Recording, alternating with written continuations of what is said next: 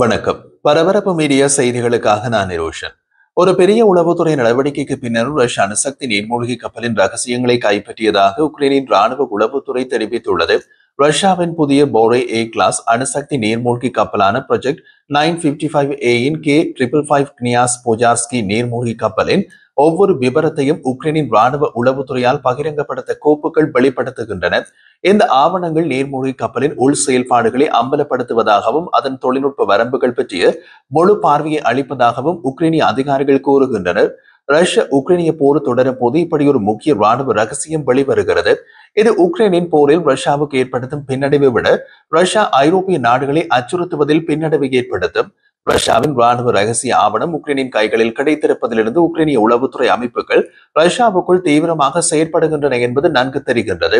உக்ரைனிய உளவுத்துறை அமைப்புகள் ரஷ்ய ராணுவ அமைப்புகளை ஹேக் செய்கின்றன, தளவாட பதிவுகளை கைப்பற்றி அளிக்கின்றன, மேலும் இயக்கவியல் ரீதியாக ராணுவ உள்கட்டமைப்புகளில் ஊடுருவுகின்றன.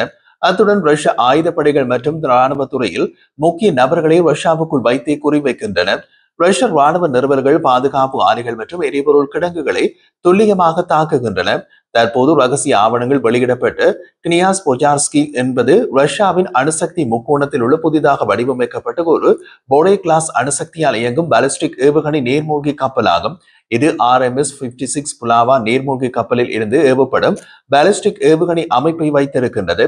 இது 2019 முதல் பயன்படுத்தப்பட்டு ரஷ்ய கடற்படைக்காக ரஷ்யாவின் அணுசக்தி தடுப்பு கட்டமைப்பின் முக்கிய அங்கமாக உருவாக்கப்பட்டது.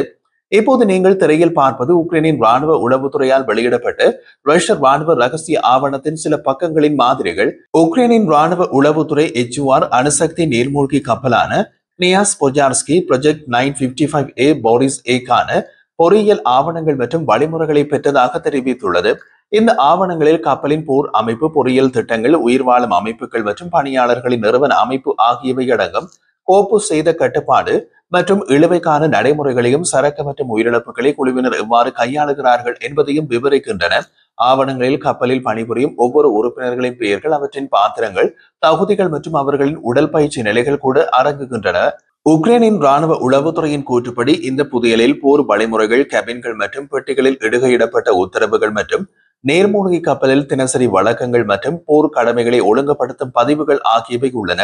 பெறப்பட்ட தகவல்கள் கினியாஸ் போஜார்ஸ்கி மற்றும் 955A போரே ஏ வகுப்பை சேர்ந்த பிற நீர்மூழ்கி கப்பல்களில் உள்ள குறைப்பட்ட பலவீனங்களை எடுத்து காட்டுகின்றன என்று உக்ரைன் ராணுவ உளவுத்துறை கூறுகிறது. ஆவணங்களில் வெளியிடப்பட்ட வரைபடங்களின்படி இந்த கப்பல்கள் R-30 புலோவா 30 கண்டம் விட்டு கண்டம் பாயும் ஏவுகணைகளுக்கான 16 ஏவுகணை குழாய்களை கொண்டுள்ளன. ஒவ்வொரு ஏவுகணையும் 10 வெடிப்பு முனைகள் வரை சுமந்து செல்லும் திறன் கொண்டவை. இதனால் இந்த கிளாஸ் நீர்மூழ்கி கப்பல் ரஷ்யாவின் அணுசக்தி படைகளின் முக்கிய பகுதியாக அமைகிறது. இந்த தகவல்கள் உக்ரைனை விட அமெரிக்கா, பிரிட்டன், பிரான்ஸ் உட்பட அணு ஆயுத நாடுகளுக்கு ஒரு மிகப்பெரிய புதையல். கினியாஸ் போஜார்ஸ்கி நீர்மூழ்கி கப்பல் ரஷ்ய வடக்கு கடற்படையின் 31வது நீர்மூழ்கி கப்பல் பிரிவுக்கு ஒதுக்கப்பட்டுள்ளது. அதன் நிரந்தர கடற்படை தளம் மர்மன்ஸ்க் பிராந்தியத்தில் உள்ள காட்சியாவோ நகரில் உள்ளது. ஜூலை 24ஆம் தேதி ஆர்காங்கெல்ஸ் பிராந்தியத்தில் உள்ள ஷெஃப்மாஷ் கப்பல் கட்டும் தளத்தில் இந்த நீர்மூழ்கி கப்பலின் கொடியேற்ற விழாவில் ரஷ்ய ஜனாதிபதி விளாடிமிர் புட்டின் கலந்து கொண்டதாக கிரெம்ளின் தெரிவித்தது. விழாவில் நீர்மூழ்கி கப்பல் அதிகாரப்பூர்வமாக போர் கடமையில் இணைந்தது. கினியாஸ் போஜார்ஸ்கி இந்த கப்பல் கட்டும் தளத்தில் கட்டப்பட்ட 142வது அணுசக்தி நீர்மூழ்கி கப்பலாக மாறியது. 2030ஆம் ஆண்டுக்குள் அதே கிளாஸை சேர்ந்த மேலும் 6 நீர்மூழ்கி கப்பல்கள் திட்டமிடப்பட்டுள்ளதாக கிரெம்ளின் அறிக்கைகள் தெரிவித்தன. அவை இதே கப்பலின் பொறிமுறையில் கட்டப்படவுள்ள நீர்மூழ்கி கப்பல்கள் என்பதால் வருங்கால கப்பல்களின் ரகசியங்களும் வெளியாக உள்ளன. அதனால் அந்த கப்பல்களை மீள் வடிவமைப்பு செய்ய வேண்டிய கட்டாயம் ரஷ்யாவுக்கு ஏற்படலாம். ஒரு நீர்மூழ்கி கப்பலை மீள் வடிவமைப்பு செய்ய வேண்டும் என்றால் அதற்கு சில ஆண்டுகள் கால அவகாசம் எடுக்கும்.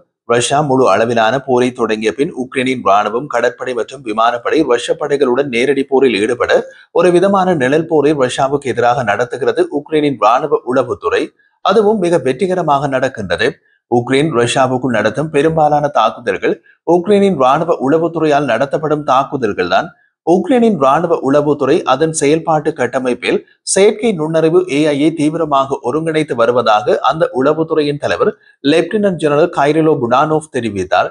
ரஷ்யாவுடன் முழு அளவிலான போரின் போது உளவுத்துறை பணிகளில் நவீன தொழில்நுட்பங்கள் ஏற்படும் உருமாற்ற விளைவை கைரிலோ புடானோவ் தெரிவித்தார். கைரிலோ புடானோவின் கூற்றுப்படி ராணுவ உளவுத்துறை நிபுணர்கள் தொடர்ந்து செயற்கை நுண்ணறிவு ஏஐயின் மேம்பட்ட செயற்பாடுகளை பரிசோதித்து வருகின்றனர். இது உளவுத்துறை சேகரிப்பு, பகுப்பாய்வு மற்றும் முடிவெடுப்பதன் வேகத்தையும் துல்லியத்தையும் மேம்படுத்துவதை நோக்கமாக வைத்திருக்கிறது. இந்த செயற்பாட்டில் ஏஐ ஒரு முக்கியமான கருவியாக உருவெடுத்துள்ளது. உக்ரைனிய உளவுத்துறை செயற்பாட்டாளர்கள் சிக்கலான பணிகளை நிமிடங்களில் கையாள ஏஐ உதவுகிறது. முன்பு பல மணி நேரம் மனித முயற்சி தேவைப்படும் பணிகள் இப்போது நிமிடங்களில் செய்து முடிக்கப்படுகின்றன. உக்ரைனிய ராணுவ உளவுத்துறையால் நடத்தப்படும் ஏஐ பயன்பாடுகள் பற்றிய குறிப்பிட்ட விவரங்கள் ரகசியம் என்று வகைப்படுத்தப்பட்டிருந்தாலும் செயற்கைக்கோள் மற்றும் ஆளற்ற விமான காட்சிகளிலிருந்து செயற்படும் தகவல்கள், திறந்த மூல நுண்ணறிவு செயலாக்கம், சைபர் பாதுகாப்பு மற்றும் முன்கணிப்பு அச்சுறுத்தல் மாதிரியாக்கம் போன்ற பகுதிகளில் ஏஐ கருவிகளை பயன்படுத்தலாம் என்று நிபுணர்கள் நம்புகின்றனர். உளவுத்துறைகளால் பெரிய அளவில் இடைமறிக்கப்பட்ட ரஷ்ய தரவுகளை வரிசைப்படுத்துவதற்கும் அவற்றின் வடிவங்கள் மற்றும் முரண்பாடுகளை கண்டறிவதை எளிதாக்குவதற்கும் ஏஐ உதவ முடியும். ஏஐயை ஏற்றுக்கொள்வதற்கான முடிவு டிஜிட்டல் போர் மற்றும் தன்னாட்சி அமைப்புகளில் ரஷ்யாவின் அதிக முதலீட்டுக்கு உக்ரைனின் தந்திரோபாய பதிலடியை பிரதிபலிக்கின்றது. இரு தரப்பினரும் மிக விரைவாக ஏஐ புதுமைகளை நவீன போரில் உருவாக்குகிறார்கள். இருப்பினும் ரஷ்யாவை விட இதில் உக்ரைனுக்கு மிகப்பெரிய அனுகூலம் உள்ளது. அந்த அனுகூலம் மேற்கத்திய நாடுகளின் உதவி, மேற்கத்திய தொழில்நுட்ப கூட்டாளர்கள் மற்றும் உக்ரைனின் உள்நாட்டு தொடக்க ஆதரவு, ஸ்டார்ட் அப் நிறுவனங்களுடனான உக்ரைனின் ஒத்துழைப்பு, அதிநவீன தீர்வுகளை ஒருங்கிணைப்பதற்கான நெகிழ்வான மற்றும் முன்னேற்றகரமான அணுகுமுறையை உக்ரைனுக்கு வழங்கியுள்ளது. கைரிலோ புடானோவின் கருத்துக்கள் உக்ரைனிய ராணுவ உளவுத்துறைக்குள் ஒரு கலாச்சார மாற்றத்தையும் குறிக்கின்றது. உக்ரைனின் ராணுவ உளவுத்துறை இனி வகைப்படுத்தப்பட்ட உளவு தகவல்கள் மற்றும் மனித ஆய்வாளர்களுடன் மட்டுப்படுத்தப்படவில்லை. இது பெருகிய முறையில் மனித நிபுணத்துவம் மற்றும் இயந்திரத்தால் மேம்படுத்தப்பட்ட செயலாக்க சக்தியின் கலப்பினமாக மாறி வருகின்றது. இந்த பரிணாமம் அமெரிக்க மற்றும் நேட்டோ ராணுவ வட்டாரங்களில் காணப்படும் போக்குகளை பிரதிபலிக்கிறது. நேட்டோவின் ராணுவ நடவடிக்கையில் ஏஐ ஒரு சக்தி பெருக்கியாக காணப்படுகிறது. அதே நேரத்தில் ஏஐயின் ஒருங்கிணைப்பு, நெறிமுறை, பாதுகாப்புகள், தரவு நம்பகத்தன்மை மற்றும் செயல்பாட்டு வெளிப்படைத்தன்மை பற்றிய கேள்வியினையும் எழுப்புகின்றது.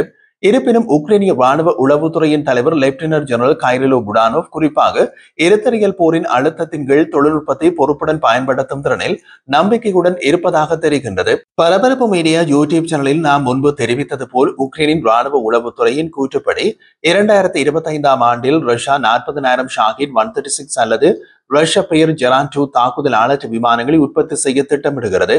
இதன் மூலம் ரஷ்யா ஆளற்ற விமான போரில் பெரிய அளவிலான விரிவாக்கத்திற்கு தயாராகி வருகிறது. இந்த அலைந்து திரியும் வெடிமருந்துகளை கூடுதலாக 24,000 டிகோய் ஆளற்ற விமானங்கள், அதை கெய்பரா மாதிரிகள் என்று அழைக்கின்றார்கள், உற்பத்திக்கும் திட்டமிடப்பட்டுள்ளது. அதை எதிர்கொள்ள உக்ரைன் செறிவூட்டல் தாக்குதல்கள் மற்றும் மின்னணு போர் ஏமாற்று தந்திரங்கள் இரண்டையும் தீவிரமாக நம்பியிருக்க வேண்டிய அவசியத்தை ஏற்படுத்துகிறது. அதற்கு செயற்கை நுண்ணறிவு ஏஐ அவசியம் மற்றும் கை கொடுக்கும் என்று உக்ரைனிய ராணுவ உளவுத்துறையின் தலைவர் லெப்டினன்ட் ஜெனரல் கைரிலோ புடானோவ் நம்புவதாக தெரிவித்தார்.